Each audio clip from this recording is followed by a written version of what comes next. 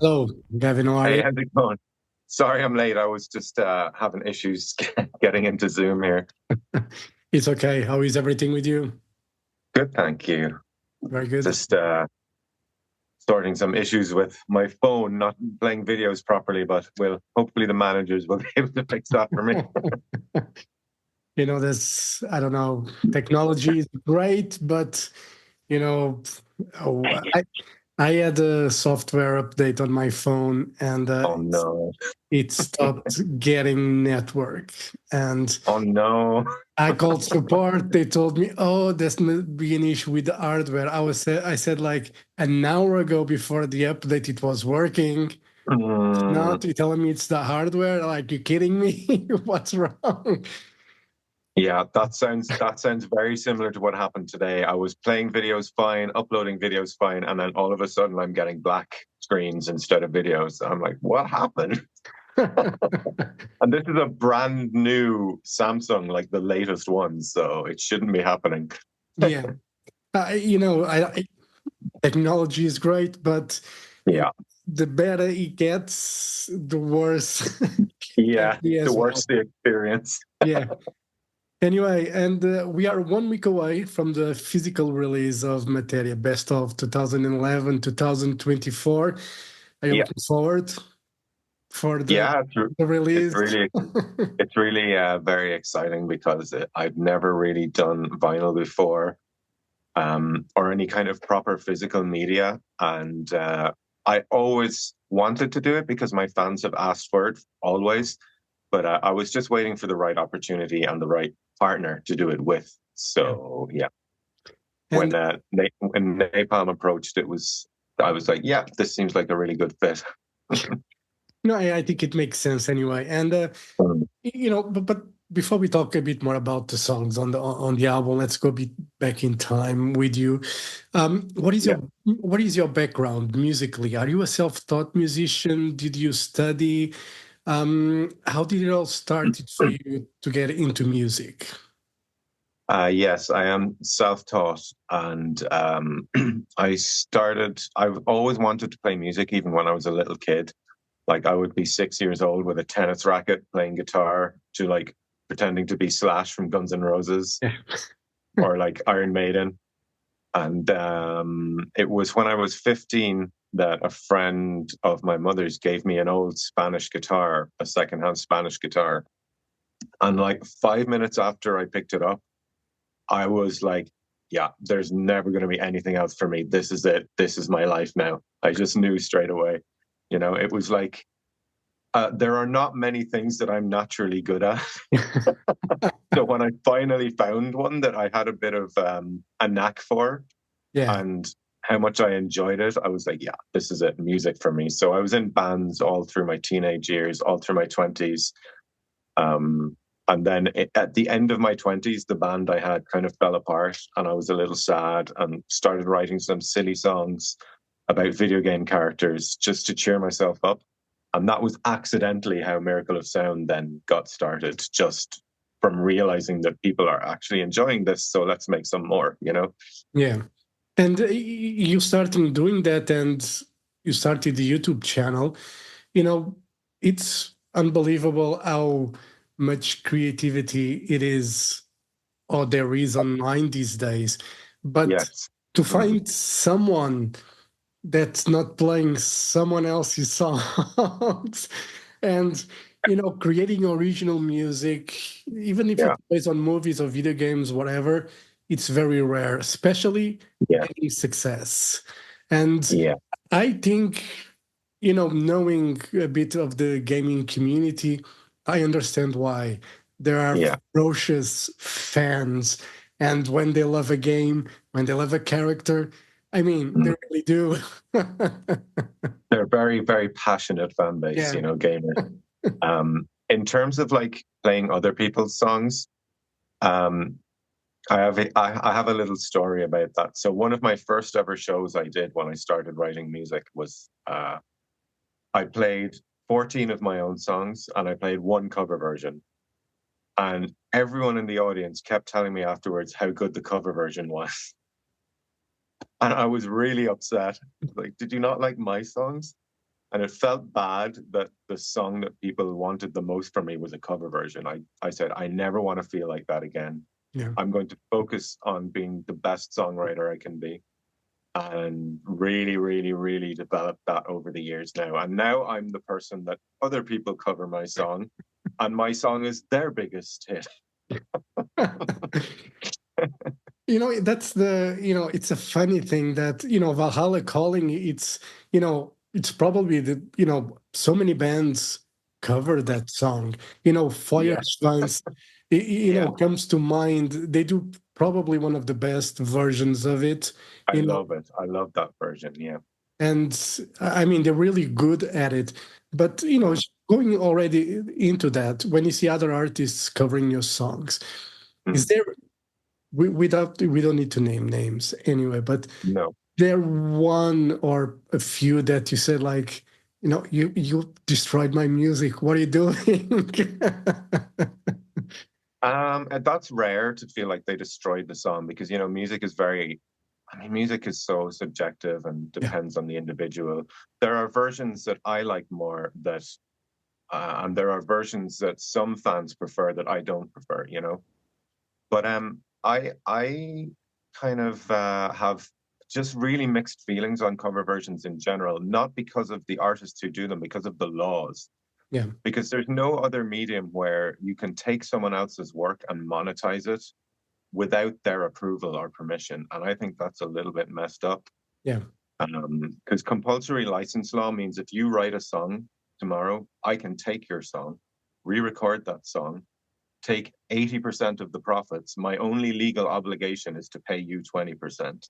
Really? And yeah, and you cannot object to this, even if you disagree with me on an ethical, ideological level or anything. You can't stop me from copying your song and releasing it. And I think that's really weird, messed up law. Like you can't take a book and rewrite it. You have to like credit the original writer and get the rights. Yeah. So I think songwriters should be allowed to approve who gets to monetize a cover version of their work. Yeah. So that's kind of weird, for that to happen. So Mm. did it happen? Someone covering a song of yours and not giving you credit for it? Yeah. Oh, it's happened so many times. So many times. Too many to even count. So thankfully now things are a little different now. I've learned a lot over the last couple of years. I have managers now. I have companies who manage content ID for me. So we're a lot more capable of Yeah. fixing stuff like that. But when I was all on my own, just an indie guy, and I had never had a hit song before. So I had had some hits, but not as big as Valhalla Calling. And when all of this started happening, people started stealing it and taking it and remixing it and reposting it with it. Like my recordings got stolen as well a few times. Yeah. People would take my vocals out of my recording and sing their own vocals in, which is illegal. You are not allowed to do that. So thankfully now I have people to do that for me. But at the beginning, it was like a complete utter nightmare trying to Yeah. chase all that stuff by myself. Yeah, yeah, because I know a thing or two about YouTube, not because Mm, my content or anything, but because of the company I work for. And when mm, it comes to content ID, what we do is we put the video, we upload the video, and if anyone reposts or tries to copy part or all of it, the monetization goes straight to us and not to yeah, the person that uploaded again or whatever it did. And that takes a lot of work for those who don't understand the exactly. legality of things. You really need to Yeah, be in the industry, yeah, knowing people on YouTube, Google, whatever, to yeah. actually be able to content ID your content. Exactly. Yeah, and that was like impossible for me when it first started to happen. But now I have a company who does that for me. They take care of all of my CID, the content ID, and they actually actively go and search for it because a lot of the bigger companies who do this just have an algorithm, and if they Yeah, detect it, but they miss so many videos and yeah, so many uploads. So these guys are good. They will actually search down people using my recordings and monetize it for me. Yeah. So yeah, That's better. And when it comes to movie and video games, was something that you're always passionate about? Because as we were talking, we see a lot of artists doing covers when it comes to YouTube, Instagram. When they try to be influencers, whatever word is today, people call it. It's easier to cover someone else's song instead of creating your own. Did you always yeah, get inspired by movies and video games? I mean, you explain a bit why you didn't want to do covers anyway. So, yeah, exactly. Yes, really, but like my own life is quite boring, and I like it that way.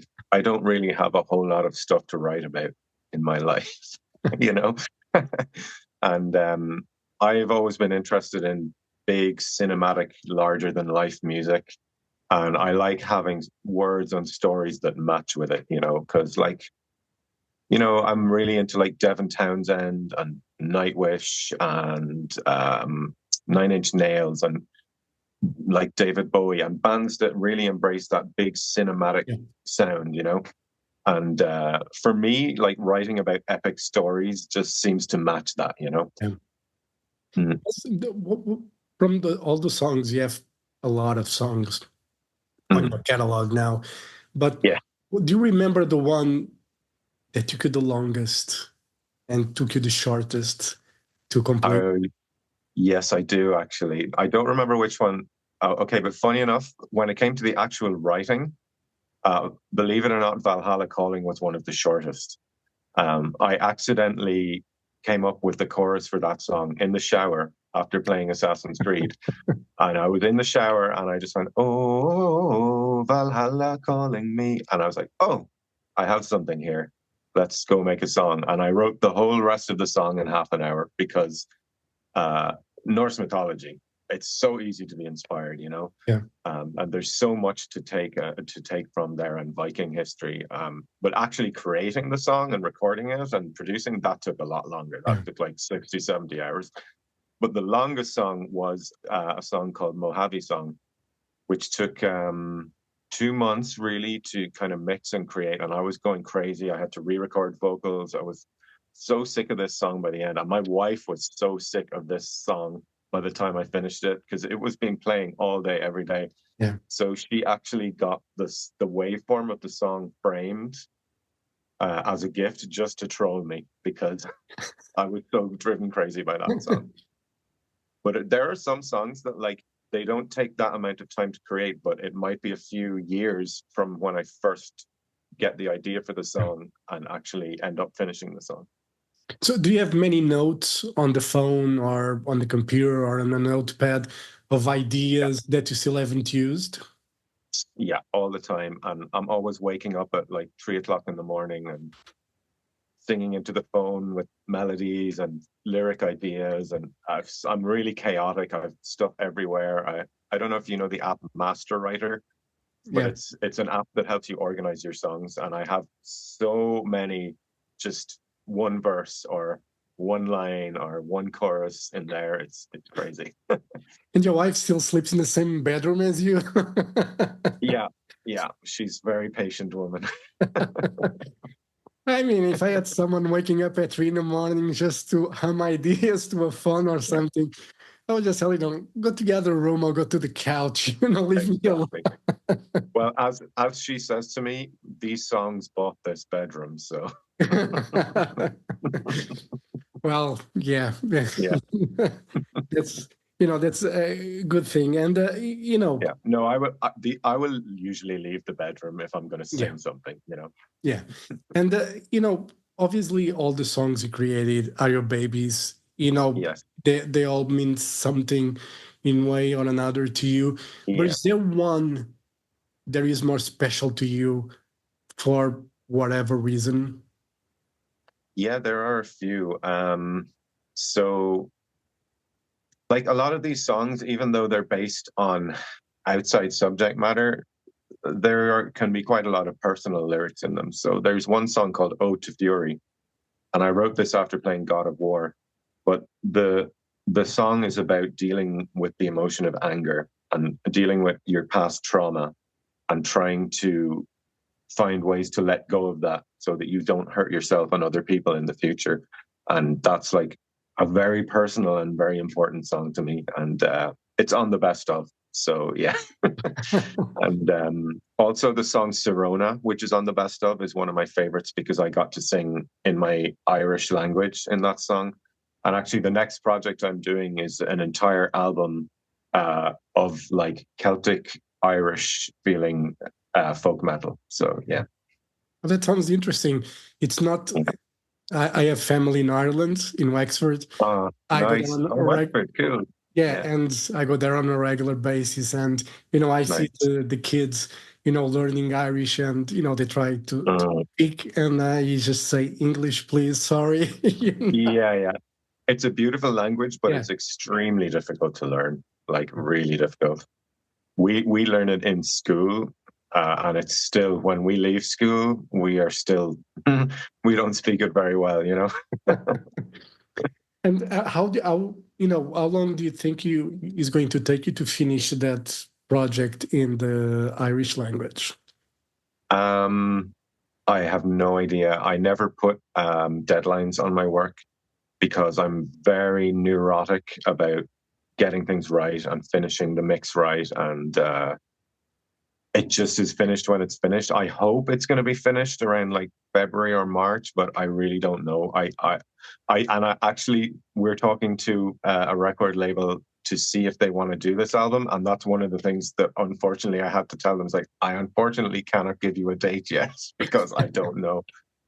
But my mix guy Frank, who does the mixes, I drive him crazy. Like he spends so long getting it just the way I want it because I'm so particular and so crazy when it comes to the snare drum has to sound this way and the kick has to sound this way and this vocal should be here. And I'm really, really, I have a really strong idea of what Miracle of Sound needs to sound like. So it takes really a long time to finish things. And have you tried to, do the mix yourself? Obviously, if you have worked with Frank, it's because you trust him and he's good at what he does. But have you thought of, trying to do it yourself? Because, when people are like, so protective of their work and the sound, sometimes it's better for them to do themselves other than give someone else a Well, headache. well, here's the thing. It actually happened the other way around for me. I mixed my own music until late 2019, and it was really, really time consuming. And mixing used to take, I think, about 60% of my time. It's a really underappreciated art form, Yeah. mixing. I don't think people realize how important it is to every album, and mix engineers deserve more credit. And this is why I always mention Frank in the interviews because since I found him, he is an integral part of why my music sounds so good now. And basically, what he does is he mixes the songs like I used to mix them, but better, you know, because like we put out a remasters album this year. And the reason I did that album is because I was unhappy with so many of the old mixes and masters that I did on my older music, and that was a chance for him to have a little go at fixing things up. Yeah. I don't mix anything. I try to keep it as simple as possible and I just do a radio Yeah, show. But, I love messing with plugins and, sometimes play around just to see how someone or something sounds. And one thing, reading and watching videos is to do with frequencies and how yeah, sometimes some frequencies of an instrument can overlap on another. And when you're mixing, you need to yeah, be careful for it not to disappear and not to. And it's really a tough job because yeah, sometimes you have to prioritize. Do you want yeah, guitar or do you want the bass or you know yeah, and it's complicated. And as yeah, you said, kudos to mixing engineers. They have the exactly. ear and And understanding of that. exactly. And with the Miracle of Sound songs, it's even harder because they're so big and they're so expansive and there are so many different layers of sound in these songs that getting it all to fit together is really a challenge without it just turning into brown mud, you Yeah. know.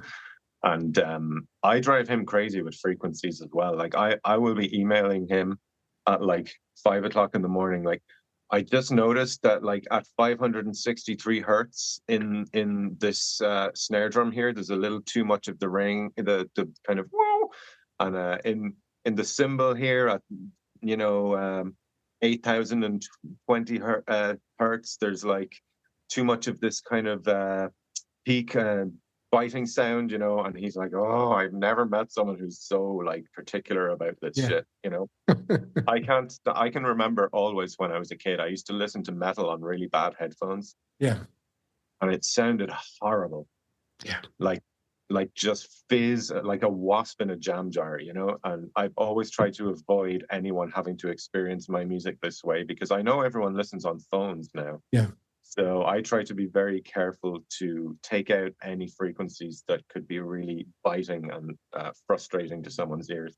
Yeah, and that's one of the things about metal records. There are some more modern bands that they tend Yeah. to mix their stuff. I don't know. Everything is so up there. The only way I can Mm. describe it is everything is so up there that ears Mm. get tired after a couple Yeah. songs. And Yeah. I'm not saying the music is bad. It's just the way it's mixed. It tires me, and I just want to skip or listen Yeah. to classical music or something that Yeah. has breathing room. You know, Dynamic. Yeah. yeah. Yeah. Yeah.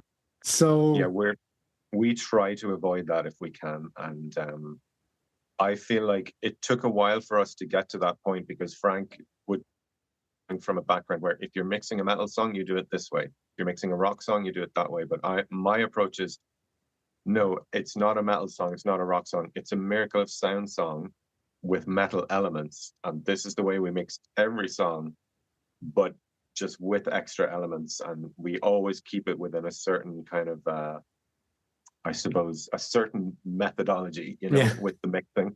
Yeah. yeah, and It's hard to describe. yeah.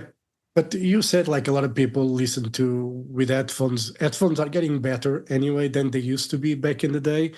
And Yeah. with Apple Music now and Tidal, you have, for instance, the Dolby Atmos mixes.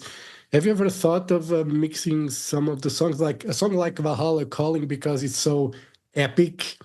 Maybe you would gain a bit with a Atmos mix. I know it's Maybe. Who expensive, knows? Yeah. Who knows? but Maybe. Yeah. I never say never to anything, you know, but I do consider how difficult it is just to do the stereo mixes. So I don't know if I'm ready for that stress just yet. just so how many channels do we have now? Yeah. Where I'm going to put everything. It's Yeah. interesting. It's a good challenge, Yeah. Yeah. Absolutely. And it is a challenge. And when it works, it's really satisfying to listen back to the song and hear all the different parts working together like a machine with all the cogs fitting Yeah, together perfectly. yeah. Mm. And next year you're already playing some shows, start Yeah. in Dublin and then the UK. Are Mm. you already rehearsing for those shows? How's that Yeah. coming along? It's coming along well. We did our first little rehearsal show a few days ago, and it went really well. And I was a little worried about my vocal stamina because I've been just a recording artist for a long time. And when I first started rehearsing, my vocal stamina was very bad. But after a year of practicing, it's come back now and it's fine. And I actually feel I sounded reasonably good. So it built a little confidence in me. But I'm so terrified for playing live. Like it's been 12, 13 years since Yeah. I did it, you know? So the biggest challenge for those shows is actually being able to sing for an hour and a half. Exactly. Yeah. Yeah. And well, for me, the biggest challenge will just be overcoming the general anxiety because this is my tour and I'm responsible for everyone and everything. It's going to be scary. Yeah. Well, but you have to start somewhere or go back to something. So, you Yeah. know, I think that when you're about to hit the stage. I did an interview with my partner in Berlin, and Oh, nice. it was their second show, and I talked Yeah, about his first show back in the band, and he said he normally is never nervous, and he yeah, and he was extremely nervous for that first show. So I'm not saying that you should be nervous or very nervous, but yeah. I think it's a good thing to have anyway. It means that you care for what you're doing. Yeah, oh, absolutely. That is why the nerves comes because you're so passionate about it, and like but it's really exciting as well. It's not just scary; it's Yeah. exciting. I think the most exciting thing about it is this is the first time ever after so long that the fans will get to hear it, and it might be the only time because I don't know. I might hate touring. I might love it or I might hate it. So, but if you really want to be sure to hear me, get tickets for this tour. Might be one in a lifetime opportunity to Yeah, see you perform these songs. And yeah, one of the things about that people talk a lot about today, it's AI and AI in music.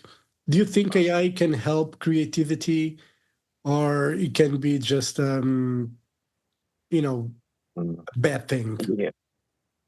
I don't know really, honestly. My instincts as a writer are obviously to feel kind of against it, and to be afraid of it. Maybe is a better way of phrasing that. I'm afraid of what it will do to this creative medium and the people who do it. Yeah, I don't know. I really don't know enough about AI to talk about the merits or the pitfalls of it. I do know though that I am not a fan of how much AI is on YouTube now. Like all these Game of Thrones, but it's an 80s thing, like I'm just to me that's not creativity. And if you create AI art, you're not an artist. yeah, You just took a bunch of other people's art and put a bunch of words to recreate it. yeah, yeah. I think I honestly see AI can be useful in certain things. Let's say like Yeah, medicine, medicine, yeah, or yeah, it really, how it helps to detect certain diseases way earlier than yeah, current methods. And I do think, if you can use it in a creative way, let's say yeah. if you have a mental block of some sort, Mm, I think it can help you unblock that, because mm, at the end of the day, it's still that human side. It still needs to be your words, your mm, music, your idea. I mean, yeah, probably can help unblock. I don't know. It's very complicated. Like mm, I usually say, people that are against, friends, musicians against AI. I said, like, yeah, do you use Waves plugins? yeah. It's AI as well It's that you're AI using. and ozone as well. Yeah. Yeah. Gavin, thank you very much for your time. All the best for Thank you Miracle so of much. Sound. And hopefully I'll see you in Dublin, in March. All right. Awesome, man. Thanks very Right. much. It's February or Yes, February. Yeah, February. Yeah. March is the UK ones. All right. exactly. Gavin, thank you very much for your time. And hopefully Thanks very I'll much. see you in February in Dublin. All right. Thank you. Take care, man. Thank Thank you. you. Bye-bye. Bye.